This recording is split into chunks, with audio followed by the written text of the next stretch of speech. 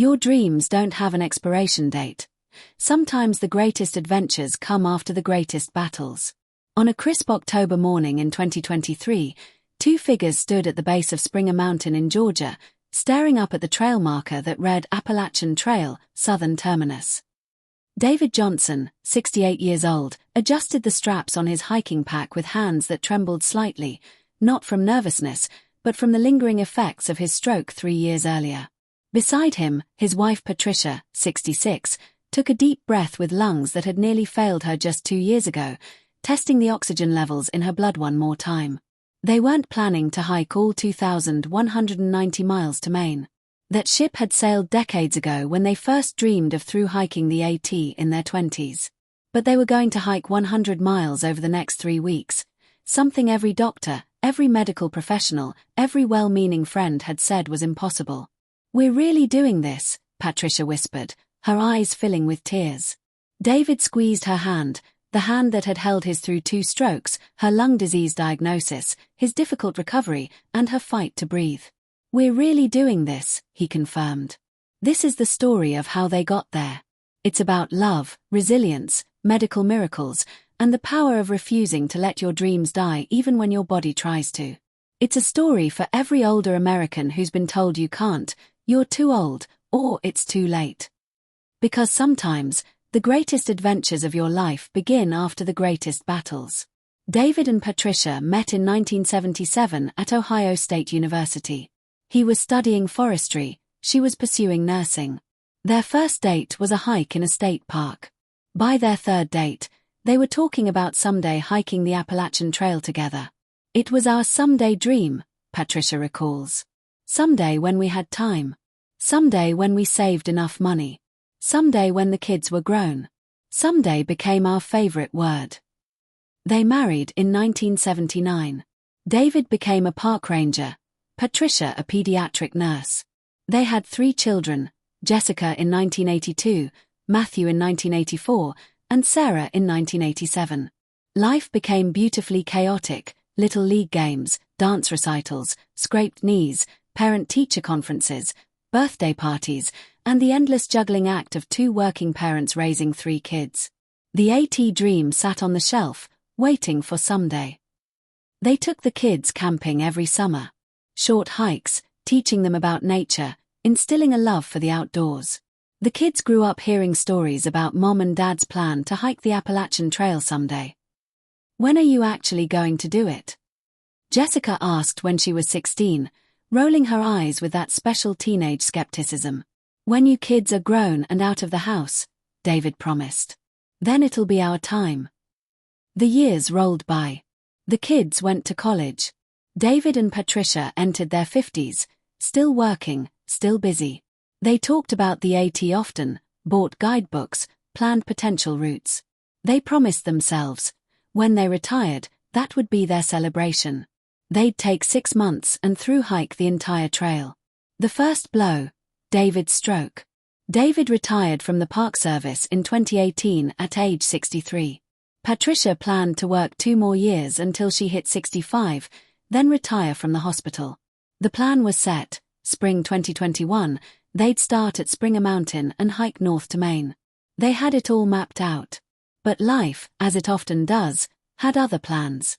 In January 2020, David was shoveling snow from their driveway in Columbus, Ohio, when he felt a strange sensation. His right arm went weak, his vision blurred, and he couldn't seem to form words properly. Patricia found him 20 minutes later, confused and slumped against the garage door.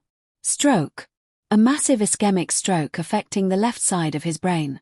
The ambulance rushed him to the hospital where Patricia had worked for 30 years.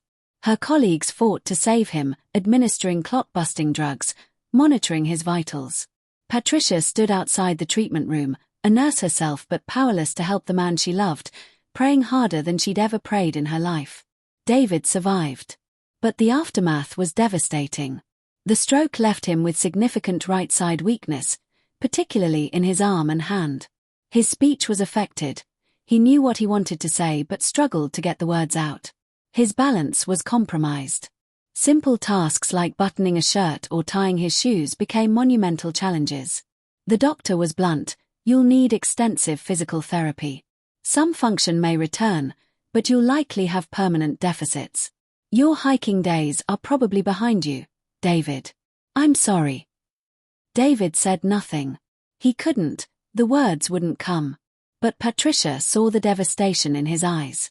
The dream they'd held for 40 years, the adventure they'd postponed and sacrificed for, had just been ripped away. Stroke rehabilitation is brutal. It's repetitive, frustrating, exhausting, and slow. David spent 3 months in intensive therapy, physical, occupational, and speech. Every day was a battle.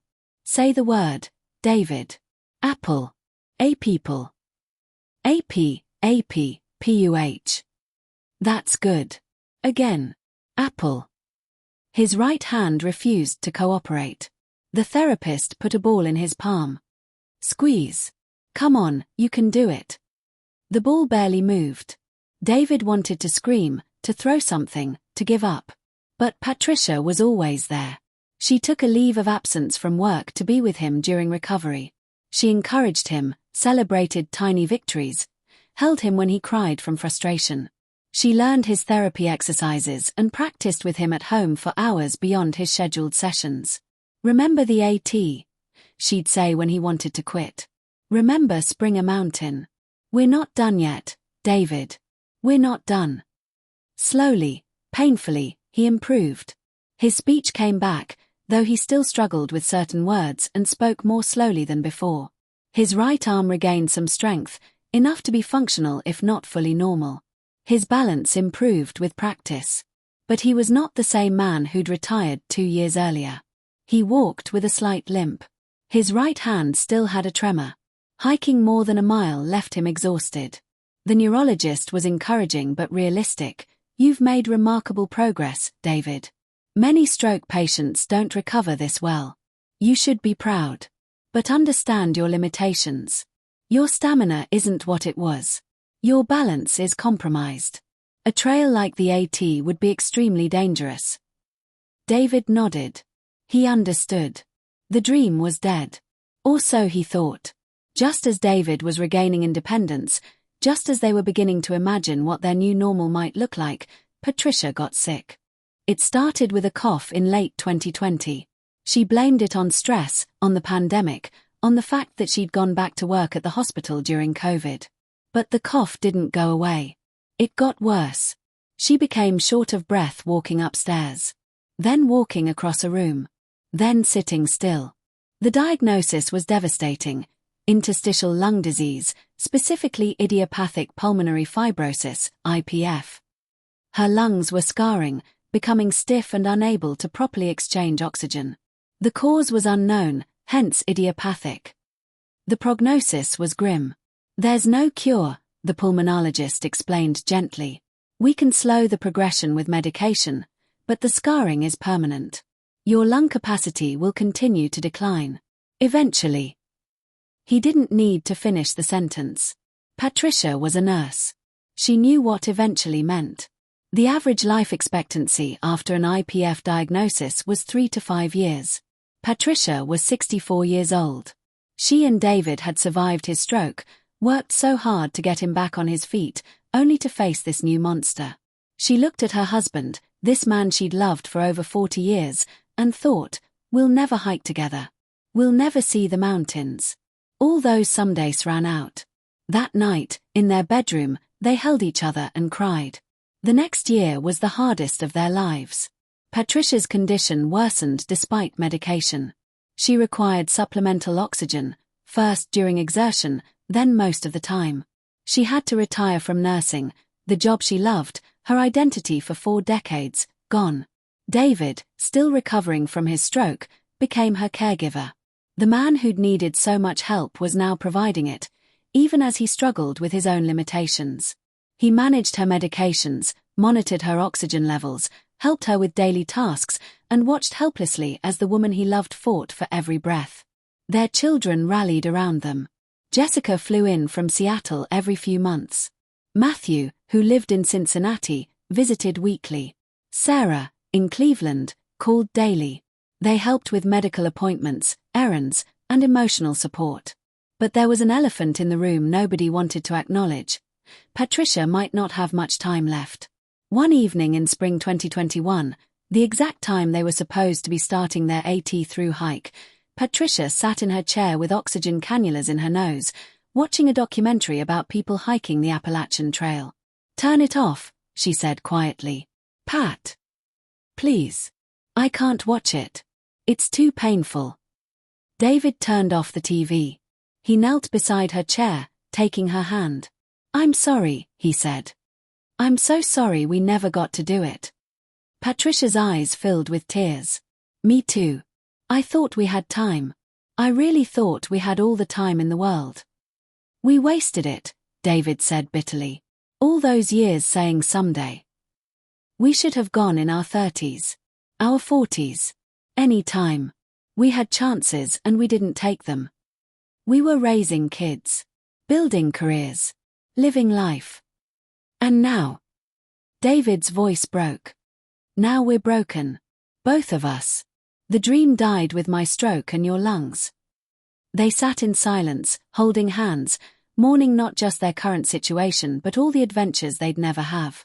In June 2021, Patricia received a letter. Not an email, an actual handwritten letter. It was from a woman named Eleanor Blackwell, who'd heard about Patricia through a mutual friend at the hospital. Eleanor was 71 years old. She'd been diagnosed with IPF 7 years earlier. The letter began, "Dear Patricia, I heard you were given the same death sentence I was. I'm writing to tell you that 7 years later, I'm still here. Still breathing. And last year, at age 70, I hiked 50 miles of the Appalachian Trail." Patricia read the letter 3 times, unable to believe what she was reading. It continued. "I'm not going to lie to you, it's hard. Every breath is work. Every step is a victory. But doctors give statistics, not destinies. Some people with IPF live much longer than expected, especially with newer medications and pulmonary rehabilitation. I decided that however many days I had left, I wasn't going to spend them in a chair waiting to die. I heard you and your husband had a dream of hiking the AT. Dreams don't have expiration dates. Patricia. Your lungs might be scarred, but your spirit doesn't have to be. If an old lady with dying lungs can hike mountains, maybe you can too. At the very least, you owe it to yourself to try. If you want to talk, my number is below. I'd love to hear from you. With hope and solidarity, Eleanor."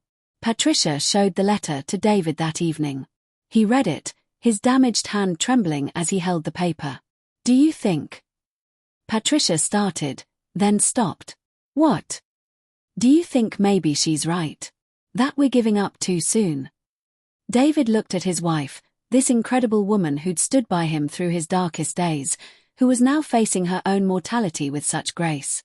He thought about the man he used to be, the hiker, the park ranger who knew every trail in Ohio. He thought about the dream they'd shelved for 40 years.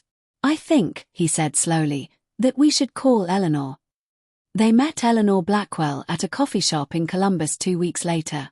She was a small woman with short grey hair, weathered skin, and eyes that sparkled with life. She carried a portable oxygen concentrator in a backpack, the same as Patricia now used. The dynamic duo. Eleanor greeted them warmly. "I'm so glad you called." Over coffee, Eleanor told her story.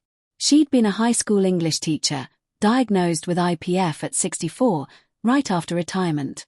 Like Patricia, she'd been devastated, prepared to spend her remaining years sedentary and safe. "Then I thought, what's the worst that can happen? I die on a mountain instead of in a hospital bed. At least I'd die doing something I love, seeing something beautiful. So I started small." She'd begun with pulmonary rehabilitation, exercises specifically designed for people with lung disease. She worked with a respiratory therapist who taught her breathing techniques to maximize her limited lung capacity. She started walking, first around her neighborhood, then on easy trails. "It was brutal at first," Eleanor admitted. "I could barely walk a quarter mile without needing to rest. But I kept at it. My pulmonologist was skeptical but supportive. We monitored my oxygen levels, adjusted my medication, found what worked." 2 years after her diagnosis, Eleanor had hiked 5 miles. 3 years in, she did her first overnight camping trip. By year 5, she was doing multi-day hikes. Last year, for my 70th birthday, I hiked from Springer Mountain to Neal's Gap, about 30 miles over 4 days. Then I came back later and did another 20-mile section. It was the proudest achievement of my life. David and Patricia listened, mesmerized. Eleanor wasn't some superhuman athlete. She was just an ordinary woman who refused to accept limitations without challenging them. Now you, Eleanor said, turning to David. Stroke recovery. How's your mobility? David demonstrated his range of motion, his balance, his gait.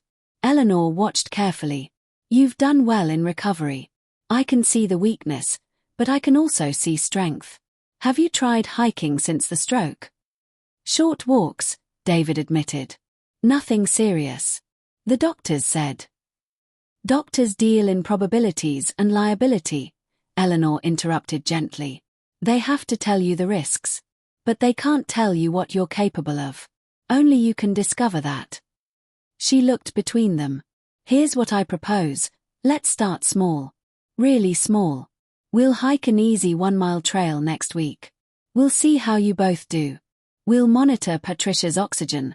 Watch David's balance. We'll learn what your bodies can handle. And if it works, we keep building. No pressure. No expectations. Just exploration. Patricia and David exchanged glances. It seemed impossible. But then again, so had David learning to speak again. So had Patricia living past her 1-year diagnosis anniversary. Okay, Patricia said. Let's try. The first hike was humbling. They chose a flat, 1-mile loop trail at a local park. Eleanor came along with her oxygen, Patricia with hers. David brought a walking stick for stability. They moved slowly. Very slowly. Patricia had to stop every 100 yards to catch her breath. David's balance was shaky on uneven ground. At one point, he stumbled, and Patricia grabbed him, both of them nearly falling. Eleanor stayed patient. This is progress. You're outside. You're moving. You're together. That's what matters. The 1-mile loop took them an hour. By the end, both David and Patricia were exhausted. But they'd done it. Same time next week? Eleanor asked. They went every week. Some weeks, they could only manage half a mile. Other weeks, they pushed to 1.5 miles. They learned techniques. Patricia practiced pursed lip breathing to conserve oxygen. David worked on his balance, building strength in his weak side. They started attending pulmonary rehab together. Patricia as a patient, David as support, but both benefiting from the exercise program. They met other people with lung disease, some far worse than Patricia, who were still living active lives. David found a physical therapist who specialized in stroke recovery and athletic training. You want to hike? The therapist said. Let's make that your goal. We'll build a program around it. Months passed. Their endurance grew. By winter 2021, they could hike 3 miles on moderate terrain. By spring 2022, they did their first 5-mile hike. It took all day and left them exhausted for 2 days afterward, but they did it. It wasn't a straight path forward. Patricia had a lung infection in February 2022 that set her back months. She ended up hospitalized, on high-dose oxygen, barely able to walk across her room. David sat by her bedside every day, terrified he was losing her. I'm sorry, she whispered one night, her voice weak. I got your hopes up about hiking. But I can't do it. My body can't. We're not giving up, David said firmly. You beat this infection. We go back to the beginning, and we start again. However long it takes. She did beat it. It took 8 weeks, but she recovered. They started over with short walks around the hospital, then around their neighborhood, then back to the trails. David had his own setback when he suffered a small second stroke in April 2022. It was minor compared to the first, but it still scared them both. More therapy. More recovery. More rebuilding.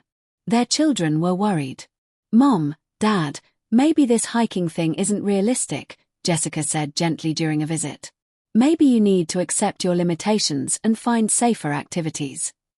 Like what? Patricia challenged. Sitting at home waiting to die. We've got limitations, yes. But we've also got life left to live. We're being careful. We have medical supervision. We're not trying to through hike the AT, we just want to walk on some mountains.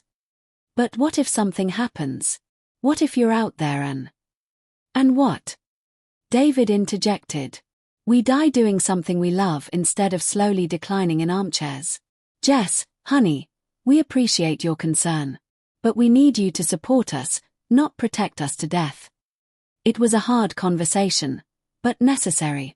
Their children meant well, but they had to understand, this wasn't recklessness. This was choosing life. By summer 2022, David and Patricia were hiking regularly. They'd established a routine, 2 shorter hikes during the week, 1 longer hike on weekends. They invested in proper gear, hiking boots fitted by experts, trekking poles for David's balance, a pulse oximeter to monitor Patricia's oxygen levels. Eleanor continued hiking with them, becoming not just a mentor but a dear friend. She pushed them when they needed pushing and slowed them down when they were pushing too hard. In August 2022, they set a new goal, hike 10 miles in 1 day. It seemed impossible. Their longest hike so far had been 7 miles, and that had taken 10 hours with frequent rests. They chose a section of the Buckeye Trail in Ohio, relatively flat but long. They started at sunrise, taking their time, resting frequently. Patricia's oxygen levels stayed stable. David's balance held. Hour after hour, mile after mile, they kept going. At mile 8, Patricia wanted to quit. We've proven ourselves. We can stop here. 2 more miles, Eleanor encouraged. You've got 2 more miles in you. They did. At 6 p.m., 12 hours after starting, they completed 10 miles. David and Patricia sat on a bench at the trailhead, too tired to speak, holding hands. They'd just hiked 10 miles. 10 miles. 2 years ago, Patricia couldn't walk across her house. David couldn't tie his shoes. Now they'd hiked 10 miles. We could do it, Patricia said quietly. Do what? The AT. Not all of it. But a section. A real section. We could actually do it. David looked at his wife, seeing the spark in her eyes that had been missing for so long. Yeah, he said. I think we could. That night, they pulled out their old AT guidebooks, now worn from years of dreaming. They studied maps, read trail descriptions, and evaluated sections. We need something achievable but meaningful, Patricia said. Something that feels like a real accomplishment. They decided on a 100-mile section over 3 weeks, starting at Springer Mountain, the official southern terminus. They'd hike the first 100 miles that they'd always planned to start. Their through hike with. It felt symbolic, like honoring the dream even if they couldn't complete all 2,190 miles. But could they actually do it? 10 miles in a day was one thing. Multiple days, carrying camping gear, dealing with elevation changes, being far from medical help, that was entirely different. They consulted with their medical team.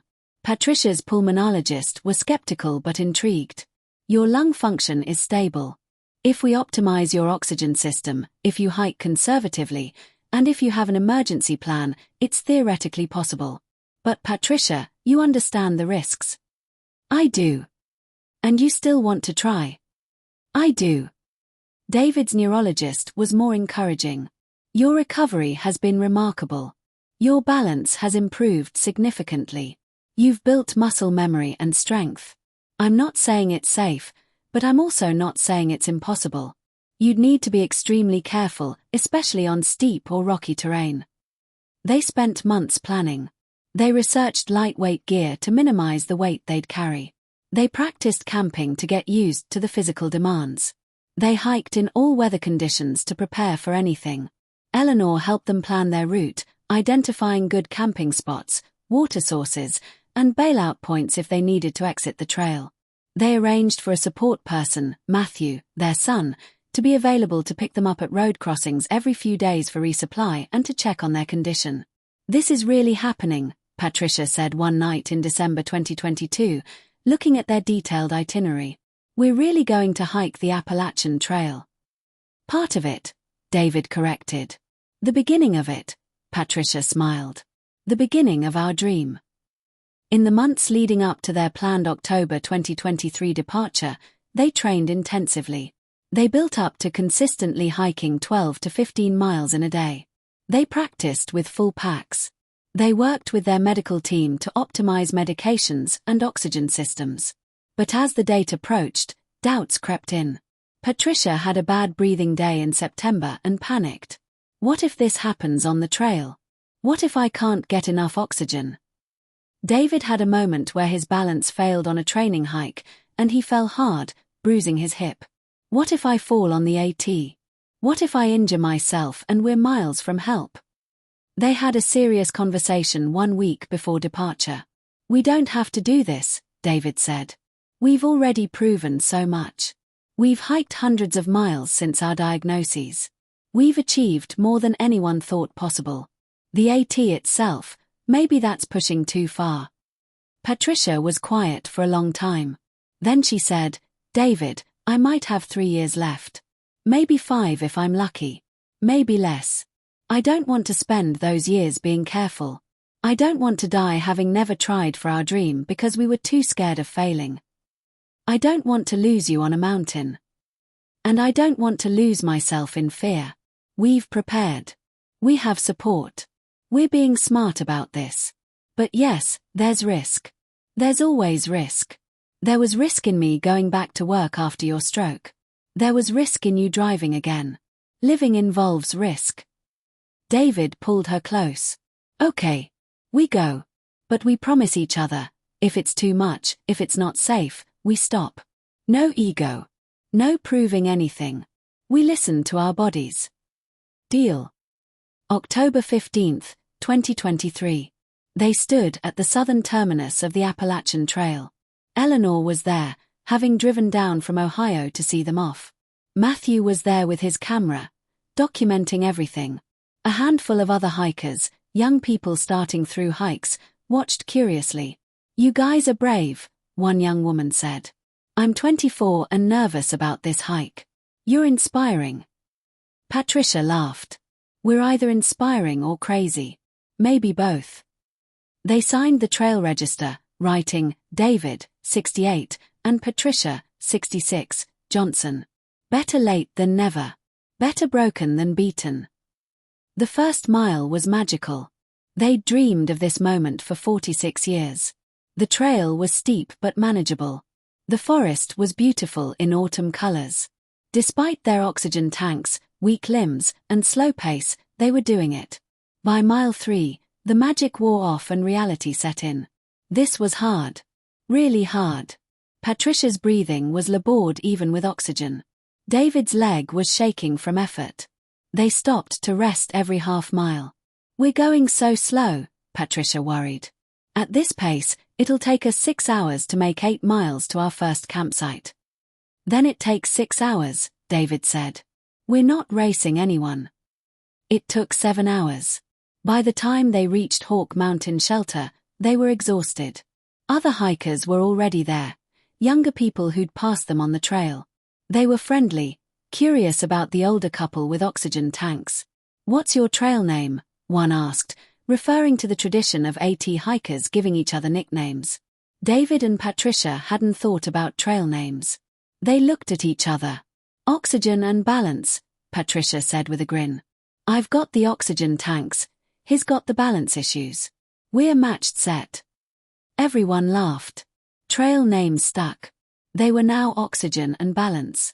That first night in their tent, every muscle aching, Patricia whispered, we did 8 miles of the Appalachian Trail. 8 miles we were told we'd never do. 92 to go, David replied. 92 to go. The next days were a learning curve. They discovered that starting earlier, before dawn, meant they could hike during the coolest parts of the day. They learned to listen to their bodies better. Patricia knew the feeling in her chest that meant she needed to rest immediately. David could sense when his balance was off and needed extra care. They were slow. Remarkably slow. Other hikers passed them constantly, but many stopped to chat, encouraging them, sharing food, asking about their story. The AT community was incredibly supportive. A young man named Speedy, ironic, given David and Patricia were anything but, hiked with them for half a day, matching their pace. "My grandmother had copped," he said. "She died when I was 12. I wish she could have seen someone with lung disease doing this. It would have given her hope." "What we're doing," Patricia told him, "is partly for everyone who was told they can't. Your grandmother, she's with you. She'd be proud." Speedy helped them over a particularly difficult rocky section, then hiked on. Later, at a shelter, they found trail magic he'd left for them: fresh fruit and a note, for oxygen and balance.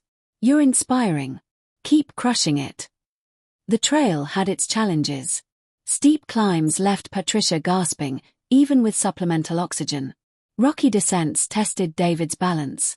Weather changed rapidly: sunny 1 hour, pouring rain the next. On day 4, they faced Blood Mountain, one of the toughest early climbs on the AT. Other hikers warned them, "It's brutal. Steep, rocky, exhausting." Patricia looked at David. "We can skip it. There's a gap we could road walk around." "We didn't come here to skip the hard parts," David said. They tackled Blood Mountain. It took them 6 hours to climb what most hikers did in 3. Patricia had to stop every 50 feet. David slipped twice but caught himself. At one point, Patricia broke down crying. "I can't do this. It's too hard." An older man hiking down stopped. He was perhaps in his 50s, fit and fast. "I overheard," he said. "I'm a doctor. Are you okay? Is this safe?" Patricia bristled. "We're being careful. We have oxygen, we're monitoring everything." "I'm not judging," the man interrupted gently. "I'm impressed. I just want to make sure you're okay." "We're okay," David confirmed. "Just slow. And determined." The doctor smiled. "I had a patient once, an elderly woman with heart disease. She told me, 'Doctor, when I die, I want to die having lived, not having been kept alive.' You two are living. Keep going. But be safe." He gave them some electrolyte packets and continued down. They summit Blood Mountain as the sun set. The view was spectacular: mountains rolling endlessly in every direction, painted in autumn colors, the sky turning pink and gold. Patricia stood there, oxygen cannulas in her nose, tears streaming down her face. "We're standing on top of Blood Mountain. We climbed a mountain, David." "You climbed a mountain with damaged lungs," David marveled. "I climbed it with a stroke-damaged body. We did the impossible."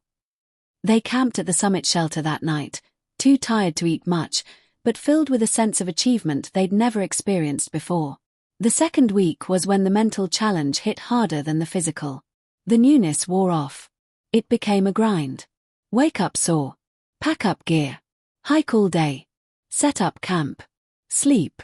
Repeat. Patricia's oxygen concentrator malfunctioned on day 8. Panic set in until Matthew met them at a road crossing with a backup unit. "What if that happens when we're not near a road?" Patricia worried. "Then we deal with it," David said. "We have backup oxygen canisters. We have a satellite phone. We're prepared." But the incident shook them both. They were so dependent on technology, on medication, on careful planning. One equipment failure could be catastrophic. David's balance issues worsened after a day of rain made the trail muddy and slippery. He fell hard, landing on his weak side. He wasn't seriously injured, but it reminded them both how vulnerable he was. That night, in their tent, they had a hard conversation. "Maybe we've proven enough," David said. "We've done 50 miles. That's incredible. No one expected us to make it this far. Do you want to stop?" Patricia asked. "I want you to be safe. I want us both to be safe." "That's not what I asked. Do you want to stop?" David thought about it. Did he? He was tired, sore, struggling. But he'd been tired and sore during stroke recovery too, and he'd pushed through. This was different. This was a choice, not a medical necessity. "No," he admitted. I want to keep going. But I'm scared. Me too, Patricia confessed. I'm terrified every day. What if my oxygen fails? What if I can't breathe? What if I have a medical emergency and I'm miles from help? But David, I'm also more alive than I've been in years. Every morning I wake up and get to choose to keep hiking. That choice feels powerful. What if one of us gets seriously hurt? Then we stop. We've always said that. But unless and until that happens, I want to keep choosing this. Don't you? David nodded. Yeah, I do. They kept hiking. One of the unexpected joys was the people they met. The AT has a culture unlike anywhere else. People help each other without question. On day 11, they arrived at a shelter to find a trail angel named Susan had hiked in specifically to provide hot meals for thru hikers. She cooked burgers and offered cold drinks. Your oxygen and balance. Susan exclaimed when they introduced themselves. I've been hearing about you from other hikers. People are inspired by you. We're just walking slowly, Patricia said, embarrassed. You're doing something everyone said was impossible, Susan corrected. People your age without medical issues don't attempt this. The fact that you're out here, fighting every day, dealing with health challenges. People are talking about you all up and down the trail. That night, several young hikers sat with them around the campfire, asking questions. How did they prepare? What were their health challenges? What advice did they have? David found himself telling his stroke story, something he usually avoided. A young man named Jake listened intently. My dad had a stroke last year, he said quietly. He's given up. He won't do physical therapy anymore. He just sits at home getting more depressed. I'm going to show him your picture. If you can hike the AT after a stroke, maybe he can fight for his recovery. Tell your dad, David said. That recovery isn't about getting back to who you were. It's about discovering who you can become. I'm not the same man I was before my stroke. I'm different. Weaker in some ways, but stronger in others.